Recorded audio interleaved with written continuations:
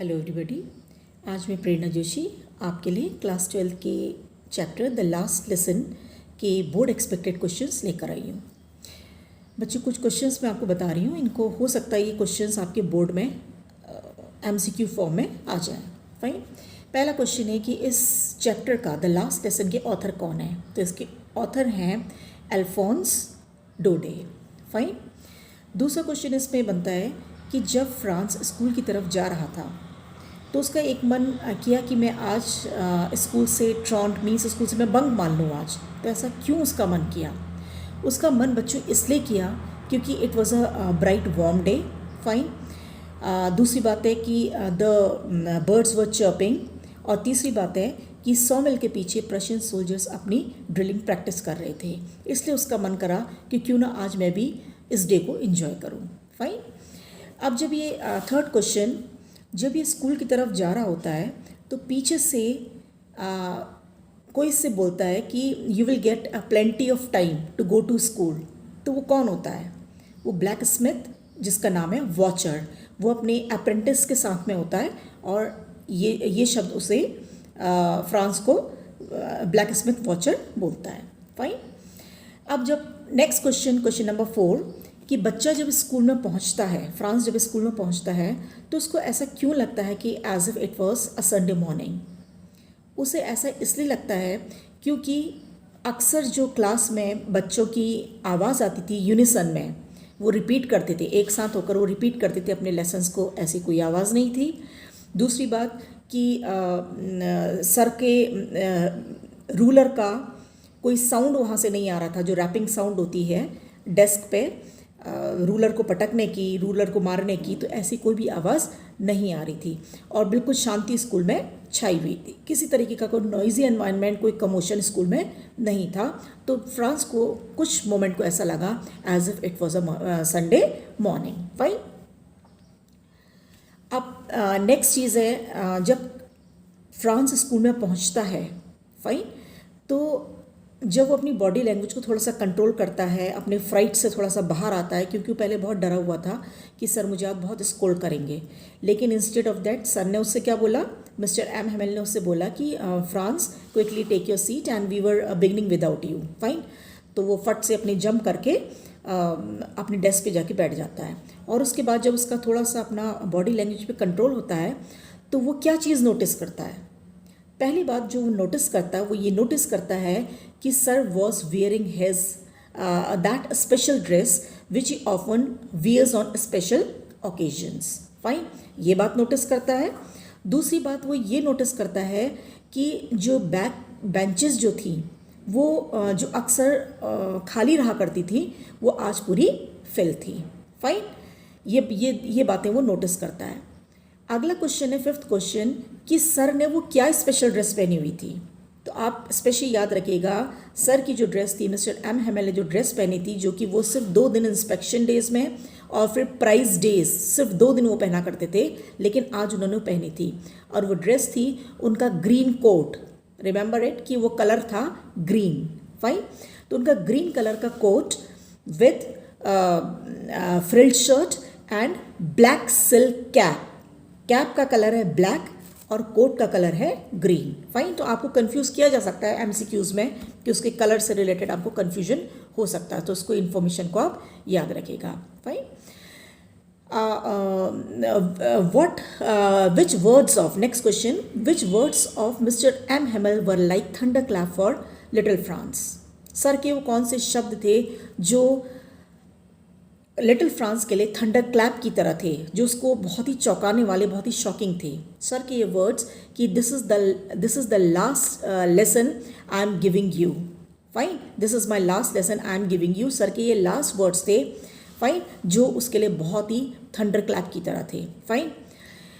Sir ने इसके अलावा एक और उनको इन्फॉर्मेशन दी कि ऑर्डर आ गया है कि अब फ्रांस की डिस्ट्रिक्ट्स में, अब सिर्फ 2 डिस्ट्रिक्ट्स में सिर्फ इंस्टेड ऑफ फ्रेंच लैंग्वेज अब कौन सी लैंग्वेज पढ़ाई जाएगी? जर्मन लैंग्वेज पढ़ाई जाएगी। तो फ्रांस की वो कौन से डिस्ट्रिक्ट्स हैं? इन 2 डिस्ट्रिक्ट्स का नाम क्या है? Alsace and Lorraine. Fine. Next question है कि ये ऑर्डर कहाँ से आता है। ये आपको प्रशिया से ऑर्डर आ रहा है, जर्मनी से ऑर्डर आ रहा है, या बर्लिन से ऑर्डर आ रहा है, या क्वेश्चन हो सकता है नन ऑफ द अबव। तो आपको लिखना है order has come from Berlin. Berlin word को याद रखिएगा। बाकी ये तीनों ही जगह जर्मनी को बिलोंग करती हैं, फाइन। तो लेकिन फिर भी आपको कंफ्यूज करने के लिए ऐसे ऑप्शंस दिए हो सकते हैं। तो आपको याद रखना है कि सर उनको ये इन्फॉर्मेशन देते हैं कि the order has come from Berlin, that now in the 2 districts fine Alsace and Lorraine, that from now onwards instead of German language instead of French language German would be taught, fine। अब जब class में sir उसके बाद सब कुछ अब बच्चे को ये लगने लगता है कि मैंने तो कुछ पढ़ा ही नहीं है और मेरी उसकी हालत बड़ी ख़राब होती है फ्रेंच लैंग्वेज में, मेरा क्या होगा। और मैंने अपना टाइम जो है वो किस में वेस्ट किया है, मैंने अपना टाइम सिर्फ ट्रिवियल एक्टिविटीज़ में, जो कि बहुत ही अनइम्पॉर्टेंट एक्टिविटीज़ थी, उसमें मैंने अपना जस्ट टाइम मैंने किल कर दिया, फाइन। जैसे कि मैं कभी सार वैली में चले जाता था घूमने के लिए, कभी मैं बर्ड्स के एग्स को देखने में के लिए चले जाता था। तो इन सब ट्रिवियल एक्टिविटीज़ में, अनइम्पॉर्टेंट चीज़ों में मैंने अपना टाइम जस्ट वेस्ट कर दिया, फाइन। तो अब मेरे फ्रेंच लैंग्वेज को सीखने का क्या होगा। तो अब इसके बाद नेक्स्ट क्वेश्चन बनता है बच्चों कि मिस्टर हैमल अब अपना पढ़ाना शुरू करते हैं। तो वो फ्रेंच लैंग्वेज के बारे में उनके दिमाग में जो कुछ भी होता है वो सब कुछ पढ़ाना शुरू करते हैं, फाइन। और वो बच्चों को ये बताते हैं कि ये बहुत ही एक लॉजिकल लैंग्वेज है। इट इज़, आप 3 चीज़ें याद रखिएगा। मिस्टर हैमल ये बोलते हैं कि this is the most beautiful logical language, fine, the most beautiful logical language है और क्लियरेस्ट लैंग्वेज है। 3 बातें वो सर फ्रेंच लैंग्वेज के बारे में बताते हैं। और and if a country is enslaved, if you are enslaved, so ये अगर आप गुलाम हो गए हैं तो it works like, fine, it works like key to the prison, fine. तो आपको अपनी लैंग्वेज को, यानी आपको फ्रेंच लैंग्वेज को गार्ड करने की ज़रूरत है, क्योंकि ये बहुत ही ब्यूटिफुल और क्लियरेस्ट और लॉजिकल लैंग्वेज है पूरे संसार में, पूरे वर्ल्ड में, फाइन। इससे पहले जब ये बच्चा सारी चीज़ें सोच रहा होता है तो अचानक मिस्टर जब ये सब ड्रेस देख रहा होता है, अच्छा कि क्लास का माहौल ऐसा क्यों है, ये सारी चीज़ें जब बच्चा सोच रहा होता है सारी चीज़ों के बारे में, तो एक चीज़ उसके दिमाग में और आती है कि अच्छा, यहाँ पर एक लाइन है बच्चों, बहुत ही इंपॉर्टेंट क्वेश्चन है, ये अक्सर बोर्ड में आया हुआ है। यहाँ पर लाइन में पढ़ रही हूँ, ओ the wretches that was what they had put up at the town hall, fine. तो बच्चा सोच रहा होता है कि अच्छा, जब सर ये डिक्लेयर करते हैं कि ये मेरा लास्ट फ्रेंच लेसन है, तो वो वर्ड्स उसके लिए थंडर क्लैप की तरह होते हैं। इसके जस्ट नेक्स्ट लाइन पे ये लाइंस दी गई हैं, ओ द wretches। तो सोचता है कि अच्छा, ये wretched फेलो, इसका मतलब what they have put up on the town hall, कि टाउन हॉल के बुलेटिन बोर्ड में, अच्छा, इन्होंने इसका मतलब ये न्यूज़ को पेस्ट किया हुआ था, फाइन। तो ये रेचेड फेलो किसके लिए यूज़ किया गया है यहाँ पर, ये क्वेश्चन अक्सर बोर्ड में काफ़ी बार आया हुआ है बच्चों। तो ये रेचेड फेलो कौन है, प्रशियन सोल्जर्स, फाइन। आपको ऑप्शंस हो सकते हैं कि जर्मन्स थे, कि फ्रेंच थे, कि प्रशियन सोल्जर्स थे, या नन ऑफ द अबव। तो आपको ध्यान रखना है ये प्रशियन सोल्जर्स थे, फाइन। उनके लिए सोचता है कि अच्छा, इन रेचेड फेलो ने आज मतलब ये न्यूज़ चिपका कर रखी थी वहाँ पर, फाइन, ठीक है। अब इसके बाद ये सारी चीज़ें बच्चा सोच रहा होता है कि मेरे फ्रेंच लैंग्वेज का क्या होगा, मैं कैसे सीखूंगा, फाइन। और फिर साथ में वो ये भी सोचता है कि अच्छा, आज ये लोग यहाँ पर, इसका मतलब सारे लोग आज क्लास में क्यों आए हैं। तो क्यों आए थे सारे लोग, उसके 2 रीज़न्स थे। एक तो उनको अपनी गलती का एहसास हो रहा था कि 40 साल तक इन सर ने यहाँ पर डेडिकेशन के साथ फ्रेंच लैंग्वेज पढ़ाई और हमने अपना जस्ट टाइम वेस्ट कर दिया। They were feeling regret for that, fine. और अगली बात, उसको उन लोगों को, वो अपने टीचर के लिए, अपने टीचर को एक रिगार्ड पे करना चाहते थे, फाइन। अपने फ्रेंच टीचर को वो एक रिगार्ड पे करने के लिए वहाँ पर आए हुए थे, फाइन। अगली बात है, वो क्यों एक चीज़ और बात के लिए वहाँ पर आए हुए थे, और वो चीज़ है कि अपने नेशन के लिए, अपने नेशन को वो एक लास्ट बार एक ट्रिब्यूट पे करने आए थे, फाइन। अपने नेशन के लिए रिगार्ड या अपने नेशन के लिए ट्रिब्यूट। तो आपको सीधे सीधे 2 बातें तो आपको खास तौर पे याद रखनी है कि मिस्टर एम हैमल के लिए अपनी वो रिगार्ड पे करने के लिए आए थे, और अपनी कंट्री के लिए वो एक लास्ट ट्रिब्यूट, एक श्रद्धांजलि पे करने के लिए या रिगार्ड पे करने के लिए वो वहाँ पर बैठे हुए थे। फाइन। और रिग्रेट तो वो फील कर ही रहे थे। फाइन। अब सर जब ये पढ़ा रहे होते हैं तो अचानक बच्चा को अपना नाम जब सुनाई पड़ता है तो वो बड़ा कुछ भी नहीं बोल पाता और टाइटली अपने उसने डेस्क को पकड़ा हुआ है, बहुत नर्वस फील कर रहा है और सर की शक्ल भी नहीं देख पाता।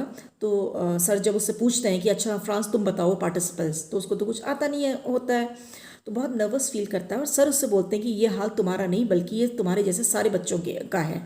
तो सर बोलते हैं कि इसके लिए अकेले तुम रेस्पॉन्सिबल नहीं हो बल्कि इसके लिए हम सब रेस्पॉन्सिबल हैं। तो इसके लिए यहाँ पर चिल्ड्रन ये जो लाइन्स यहाँ पर दी गई हैं उसको मैं पढ़ रही हूँ कि सर ने जो वर्ड यूज़ करा है, we have all a great deal to reproach themselves with. तो यहाँ पर आपका जो क्वेश्चन आएगा जो कि बोर्ड में अक्सर आया है, रिप्रोच वर्ड से क्या मीनिंग है? रिप्रोच वर्ड से मीनिंग है ब्लेम। सर बोलते हैं कि इसके लिए अकेले मैं तुम्हें ब्लेम नहीं करूँगा बल्कि इसके लिए हम सब जिम्मेदार हैं।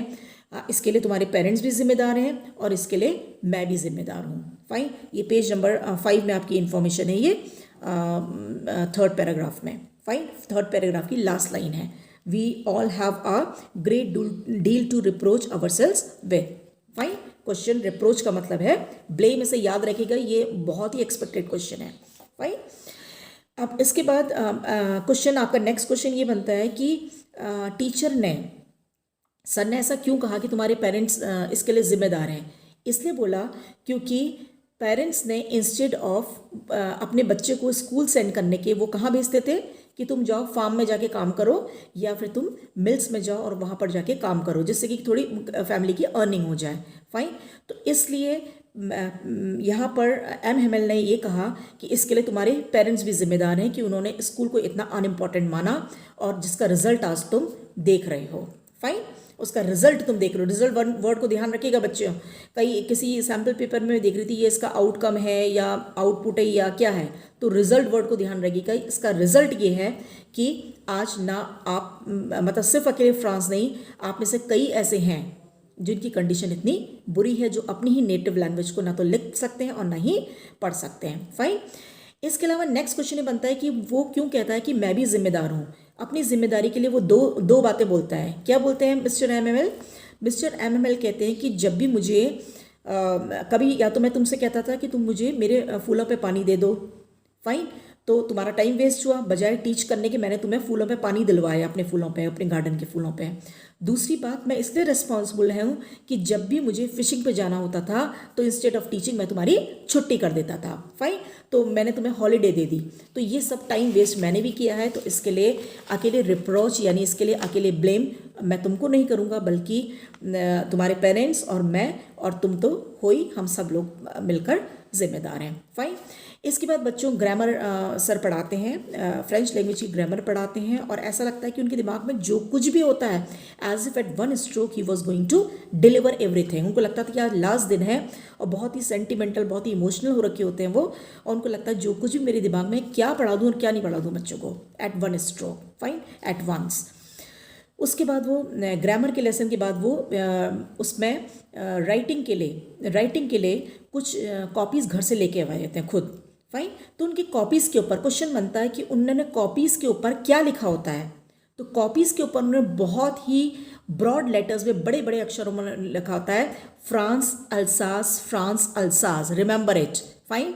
फ्रांस अल्सास, फ्रांस अल्सास, ये वर्ड्स उन्होंने बहुत ही ब्रॉड लेटर्स में कॉपीज़ में लिखे हुए होते हैं। फाइन। इसके अलावा नेक्स्ट क्वेश्चन ये बनता है कि जब राइटिंग का क्लास चल रहा होता है तो क्लासरूम में क्या चीज़ आती है, हालांकि किसी का ध्यान नहीं जाता है, तो एक बीटल आती है और एक पिजन आती है। फाइन। तो क्लास में इतनी शांति होती है, सब लोग इतने अटेंटिव होकर सुन रहे होते हैं कि सिर्फ क्लास में सिर्फ इस पेन की स्क्रैचिंग के अलावा कोई भी और साउंड नहीं आ रही होती है। और जब ये बीटल, ये इंसेक्ट क्लास में आता है तब भी किसी का ध्यान नहीं जाता। फाइन। और इसके अलावा एक पिजन आती है जिसको देख के ये फ्रांस ये सोचता है कि क्या कल से ये पिजन्स भी जर्मन लैंग्वेज में गाएंगी।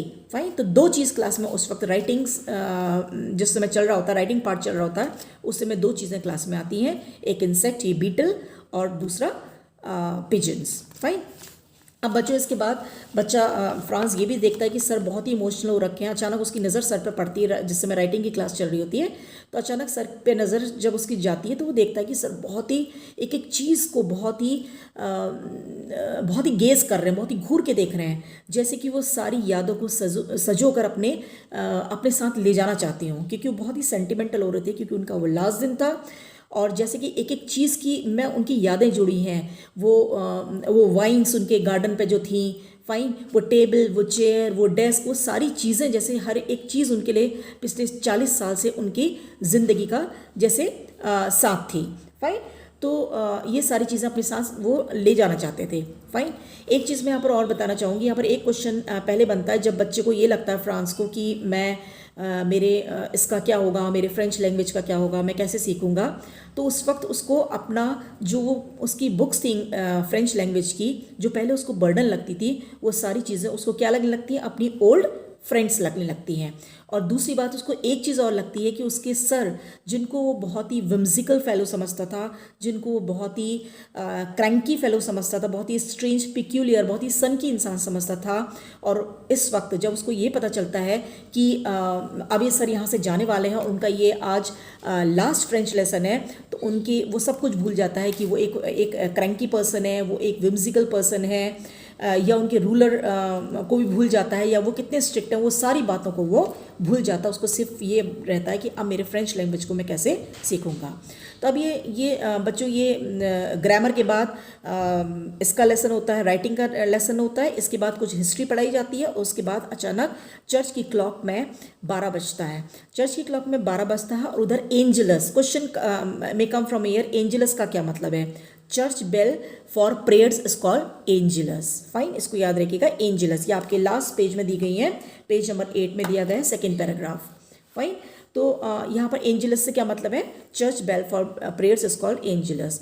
तो एंजलस, अब ये चर्च की बेल बजती है प्रेयर्स की, और मिस्टर एम हेमल अपना चेयर को फिर से खींचते हैं, इससे पहले बैठे होते हैं और फिर खड़े होते हैं, और फिर उनका चेहरा एकदम से पेल हो जाता है, बहुत अजीब सा उनको लगता है कि अब जैसे सब कुछ उनकी ज़िंदगी से छूटने वाला है।